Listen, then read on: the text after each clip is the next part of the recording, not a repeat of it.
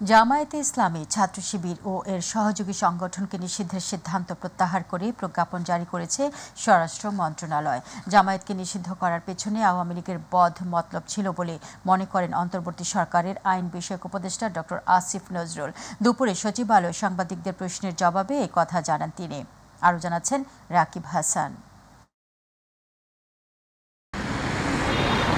সন্ত্রাস বিরোধী আইনে বাংলাদেশ জামায়াতে ইসলাম, ছাত্র শিবির ও সংশ্লিষ্ট সব অঙ্গ ও সহযোগী সংগঠনকে নিষিদ্ধের সিদ্ধান্ত প্রত্যাহার করে প্রজ্ঞাপন জারি করেছে সরকার। দুপুরে প্রজ্ঞাপনটি প্রকাশ করে স্বরাষ্ট্র মন্ত্রণালয়। প্রজ্ঞাপনে বলা হয়, যেহেতু বাংলাদেশ জামায়াতে ইসলাম এবং উহার ছাত্র সংগঠন ইসলামী ছাত্র শিবির সহ উহার সকল অঙ্গ সংগঠনের সন্ত্রাস ও সহিংসতার সম্পৃক্ততার সুনির্দিষ্ট কোনো তথ্য প্রমাণ পাওয়া যায় নাই, এবং যেহেতু সরকার বিশ্বাস করে যে বাংলাদেশ জামায়াতে ইসলাম ও উহার ছাত্র সংগঠন ইসলামী ছাত্র শিবির সহ উহার সকল অঙ্গ সংগঠন সন্ত্রাসী কার্যকলাপের সঙ্গে জড়িত নহে, তাই দলটির নিষিদ্ধ ঘোষণা সংক্রান্ত প্রজ্ঞাপন বাতিল করা হলো। এদিকে নিজ মন্ত্রণালয়ে সাংবাদিকদের প্রশ্নের জবাবে অন্তর্বর্তী সরকারের আইন বিষয়ক উপদেষ্টা ডক্টর আসিফ নজরুল বলেন, জামায়াতকে নিষিদ্ধ করার পেছনে আওয়ামী লীগের বদমতলব ছিল। আমরা মনে করি আওয়ামী লীগ কোনো নীতিগত অবস্থান থেকে জামায়াতকে নিষিদ্ধ করে নাই। আওয়ামী লীগ রাজনৈতিক অপকৌশলের জন্য ছাত্র জনতার বিপ্লবকে নির্মমভাবে দমন করার জন্য এই ইস্যুটাকে এইভাবে ব্যবহার করেছিল। আমরা ছাত্র জনতার গণ অভ্যুত্থানে পরাজিত এবং প্রত্যাখ্যাত একটি দলের অন্যায় ন্যারেটিভের পার্ট হতে পারি না। এ সময় আওয়ামী লীগকে নিষিদ্ধ করা হবে কিনা এমন প্রশ্নের জবাবে আইন উপদেষ্টা জানান, কোনো রাজনৈতিক দলকে নিষিদ্ধ করার পক্ষে নন তিনি। আমাদের অ্যাটর্নি জেনারেল অফিস থেকে যখন আওয়ামী লীগকে নিষিদ্ধ করা একটা দাবি উঠেছে হাইকোর্টে, সে অফিস থেকে এটার প্রতিবাদ করা হয়েছে, এটার বিপক্ষে দাঁড়িয়েছে।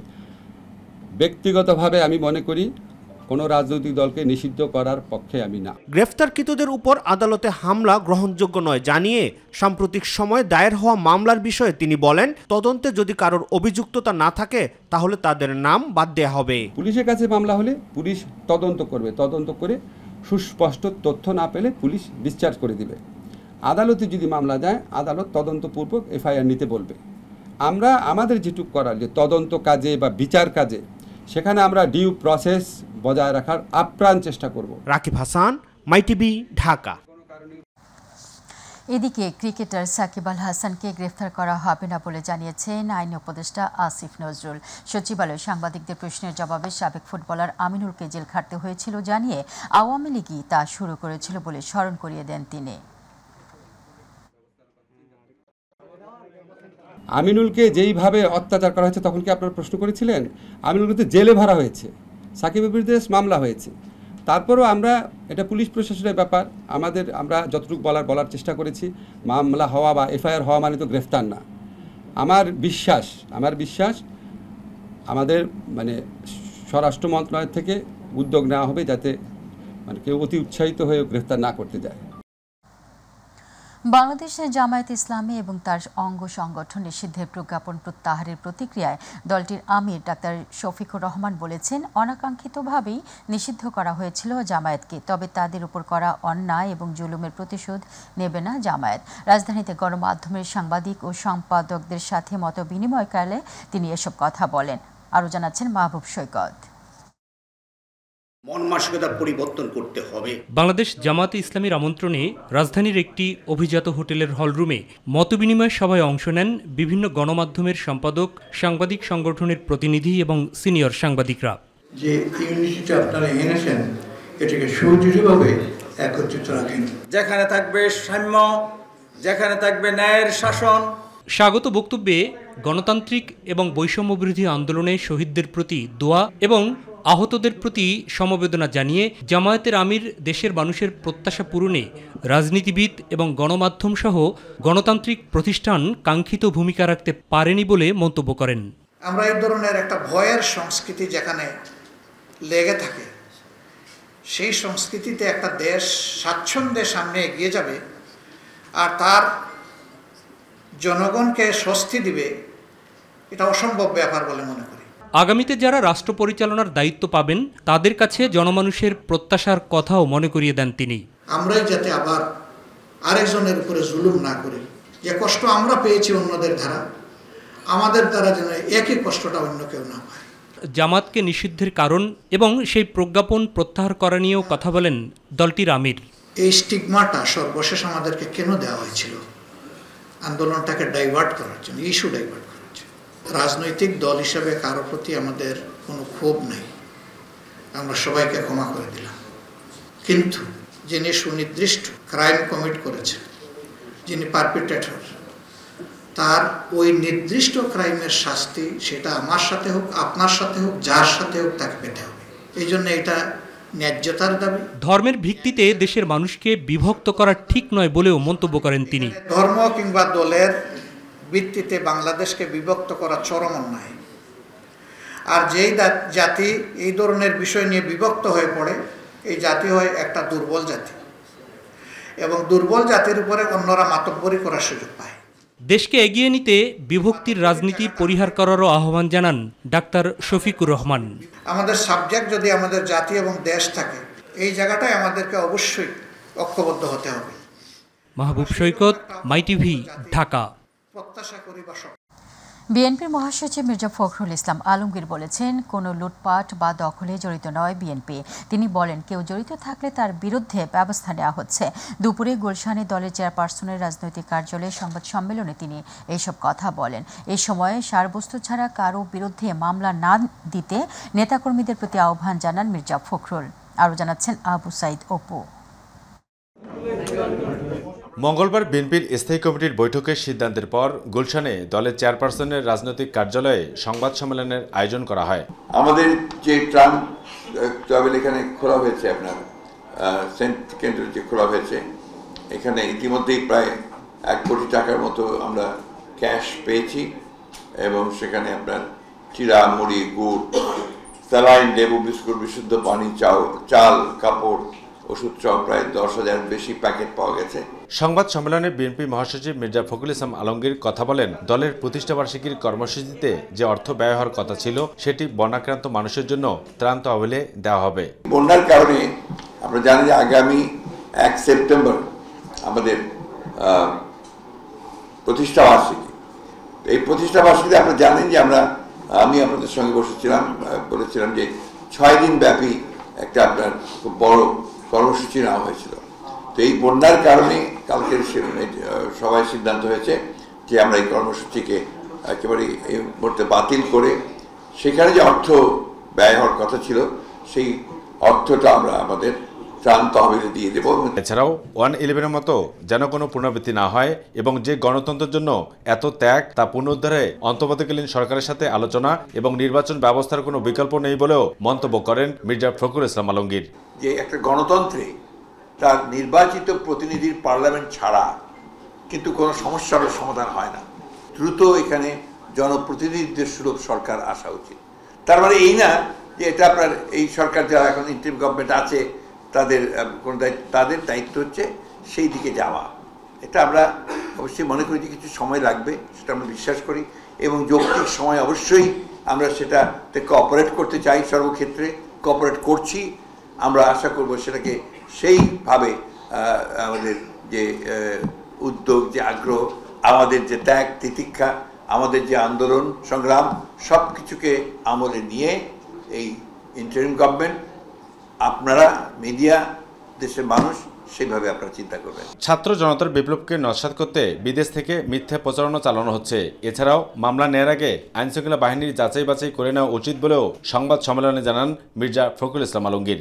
নাহলে এখন যেভাবে মামলা হচ্ছে, সেটা আমি মনে করি সেটা এই যে বিপ্লব হয়ে গেছে, এই বিপ্লবকে আপনারা সংহত করবে না। এবং আমরা যে উদ্দেশ্য আমাদের যে একটা আপনার এই ইন্টারিম গভর্নমেন্ট সংস্কারগুলো করে তারা একটা নির্বাচনের দিকে যাবে, সেই উদ্দেশ্যটা অনেক সময় ব্যাহত হওয়ার সম্ভাবনা আছে। আবু সাইদ অপু, মাই টিভি, ঢাকা। কোটা সংস্কার আন্দোলনে নিহতের ঘটনায় শেখ হাসিনা সরকারের গঠিত ৩ সদস্য বিশিষ্ট তদন্ত কমিশন বাতিল করা হয়েছে। এই নিয়ে বুধবার প্রজ্ঞাপন জারি করেছে অন্তর্বর্তী সরকার। মন্ত্রিপরিষদ সচিব মোহাম্মদ মাহবুব হোসেন স্বাক্ষরিত প্রজ্ঞাপনে এই তথ্য জানানো হয়।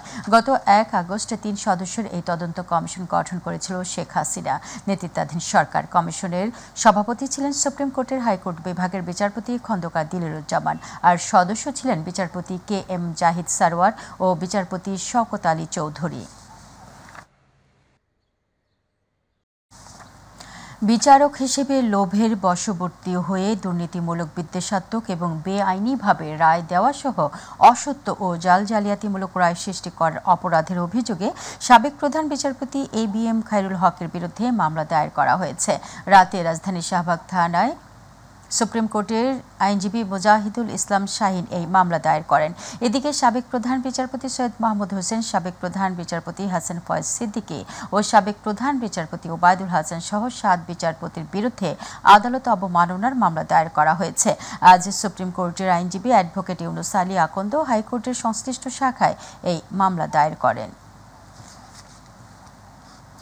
কুমিল্লায় বন্যা পরিস্থিতির উন্নতি হয়েছে, কমতে শুরু করেছে গোমতী নদীর পানি। তবে বন্যার পানিতে তলিয়ে যাওয়া নোয়াখালীর পরিস্থিতির অপরিবর্তিত রয়েছে। বিদ্যুৎ না থাকায় নেটওয়ার্ক সমস্যায় অনেকটা যোগাযোগ বিচ্ছিন্ন হয়ে পড়েছে। এদিকে বন্যায় দেশের 11 জেলায় মৃতের সংখ্যা আরও 4 জন বেড়ে 31 জনে পৌঁছেছে। আরও জানাচ্ছেন সাইদুর রহমান আবির। বন্যার পানিতে তলিয়ে যাওয়া নোয়াখালীর পরিস্থিতি অপরিবর্তিত রয়েছে। মঙ্গলবার ভারী বর্ষণ বন্ধ হলেও পানি আসা কমেনি। বন্যার পানিতে নিমজ্জিত মানুষের কেউ কেউ বিভিন্ন শিক্ষা প্রতিষ্ঠানে আশ্রয় নেন, আবার কেউ আশপাশের ফাঁকা দালানে আশ্রয় নিয়েছে। বন্যা কবলিত জেলাগুলোয় এখনও বিরামহীন ত্রাণ কার্যক্রম চলছে। কোনো কোনো এলাকায় হাসপাতাল, উপজেলা স্বাস্থ্য কমপ্লেক্স, কমিউনিটি ক্লিনিক ক্ষতিগ্রস্ত হয়েছে। এদিকে বন্যায় দেশের 11 জেলায় নিহত ব্যক্তির সংখ্যা আরও 4 জন বেড়ে 31 জনে দাঁড়িয়েছে। দুপুরে দুর্যোগ ব্যবস্থাপনা ও ত্রাণ মন্ত্রণালয়ে সচিবালয়ে এক সংবাদ সম্মেলনে এ তথ্য জানায়। 11টি জেলার ভিতরে ক্ষতিগ্রস্ত উপজেলা হচ্ছে 73টি এবং ক্ষতিগ্রস্ত ইউনিয়ন এবং পৌরসভার সংখ্যা হচ্ছে 528টি। 11টি জেলায় মোট 12,27,554টি পরিবার পানিবন্দী অবস্থায় আছেন।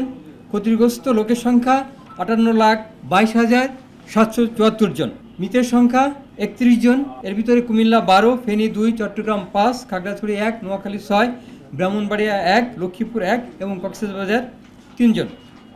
নিখোঁজ লোকের সংখ্যা 2 জন এবং 2 জনই মৌলভীবাজারের। এছাড়াও 11 জেলায় মোট 12,27,554টি পরিবার পানিবন্দী হয়ে পড়েছে। পানিবন্দী ও ক্ষতিগ্রস্তদের আশ্রয় দেওয়ার জন্য মোট 4,003টি আশ্রয়কেন্দ্র খোলা হয়েছে। 619টি মেডিকেল টিম চালু রয়েছে বলেও জানানো হয় সংবাদ সম্মেলনে। পানিবন্দীদের এবং ক্ষতিগ্রস্ত লোকজনের আশ্রয়ের জন্য আমরা 4,003টি আশ্রয়কেন্দ্র খুলেছি। সাইদুর রহমান আবির, মাই টিভি, ঢাকা। মানবতা যেখানে বিপন্ন বরাবরের মতো সেখানেই মানুষের পাশে দেশসেরা ইউটিউবার তৌহিদ আফ্রিদি। বন্যার্তদের দুঃখ দুর্দশায় পাশে দাঁড়িয়েছেন সেই শুরু থেকে। ফেনীর পর এবার লক্ষ্মীপুরের বানভাসী মানুষের জন্য পৌঁছে গেছে তৌহিদ আফ্রিদি ও উপহার সামগ্রী। আরও জানাচ্ছেন আবু সাইদ অপু।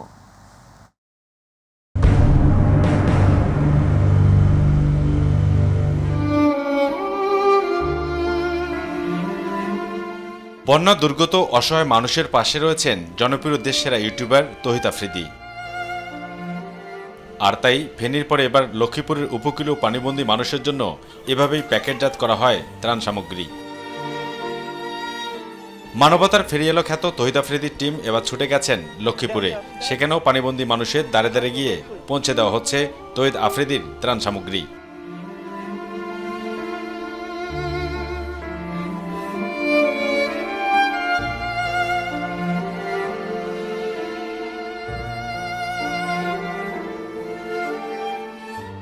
বানভাসী মানুষের জন্য তৌহিদ আফ্রিদির উপহারের মধ্যে রয়েছে শুকনো খাবার, মুড়ি, সাবান, তেল, চিরা, গুড়, স্যালাইন এবং প্রাথমিক চিকিৎসার নানান সামগ্রী।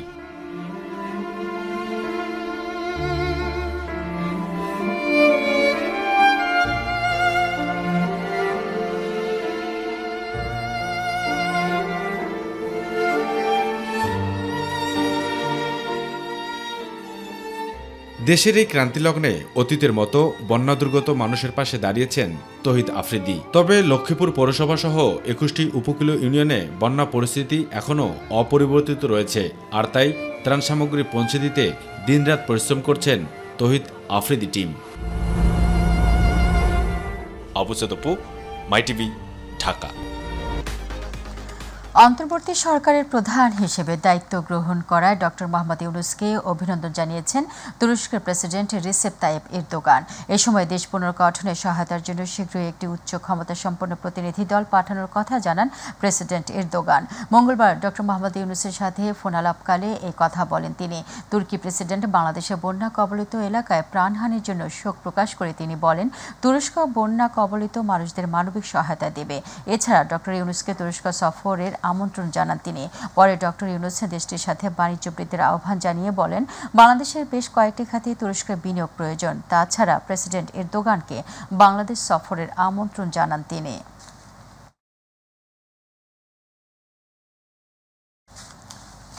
সমালোচিত ব্যবসায়ী গোষ্ঠী এস আলম গ্রুপের সম্পদ বিক্রি করে আমানতকারীদের অর্থ ফেরত দেওয়া হবে।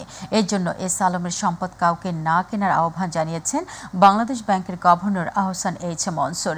বাংলাদেশ ব্যাংকে এক সংবাদ সম্মেলনে এসব কথা বলেন গভর্নর আহসান এইচ মনসুর। ব্যাংকে বন্ধক নিয়ে এমন সম্পত্তি বিক্রি করার চেষ্টা করছে এস আলম গ্রুপ। এই বিষয়ে বাংলাদেশ ব্যাংকের পদক্ষেপ সম্পর্কে সাংবাদিকেরা জানতে চাইলে গভর্নর বলেন, এটা আইনগত প্রক্রিয়ার মাধ্যমে করতে হবে। আহসান এইচ মনসুর আরও বলেন, এস আলম বিশ্বের ইতিহাসের প্রথম ব্যক্তি যিনি সুপরিকল্পিতভাবে ব্যাংক লুট করেছেন। এমন সুপরিকল্পিতভাবে পৃথিবীতে কেউ ব্যাংক ডাকাতি করেছে কিনা তা জানা নেই। আলম গ্রুপের সম্পদ যেন কেউ না কিনে, দেশের স্বার্থে অন্য কেউ যেন এই সম্পদে হাত না দেয়।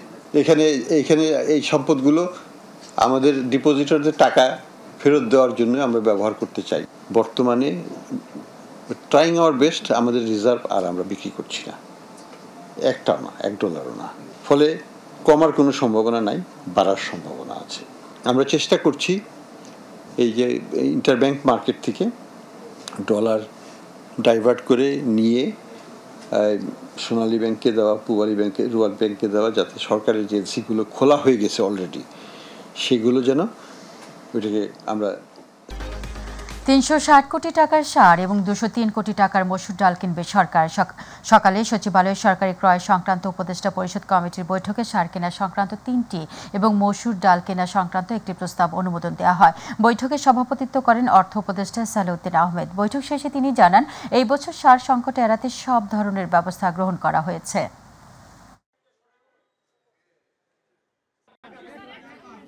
সার ক্রয় 3টা আর অত্যাবশ্যক জিনিস মসুর ডাল ক্রয়, আমরা 3টাই আমরা অনুমোদন দিয়েছি। এর জন্য যা অর্থায়ন লাগে ফরেন কারেন্সিও আমরা সেটা সচেতন করবো। এটা অতি দ্রুত করতে হবে, কারণ এই যে সারের সরবরাহ আমরা কোনোভাবেই কমতে দেবো না। আর অত্যাবশ্যক জিনিসের মধ্যে মসুর ডাল ভেরি ইম্পর্টেন্ট, সেটা আমরা ইমিডিয়েটলি কিনব। রাজধানীর হাতিরঝিল থেকে বেসরকারি টেলিভিশন জি-টিভির নিউজরুম এডিটর রাহানুমা সারার মরদেহ উদ্ধার করেছে পুলিশ। গত রাত 3টার দিকে মরদেহ উদ্ধার করা হয়। জানা গেছে, অচেতন অবস্থায় দ্রুত ওই নারীকে উদ্ধার করে ঢাকা মেডিকেল কলেজ হাসপাতালের জরুরি বিভাগে নেওয়া হলে কর্তব্যরত চিকিৎসক মৃত ঘোষণা করেন।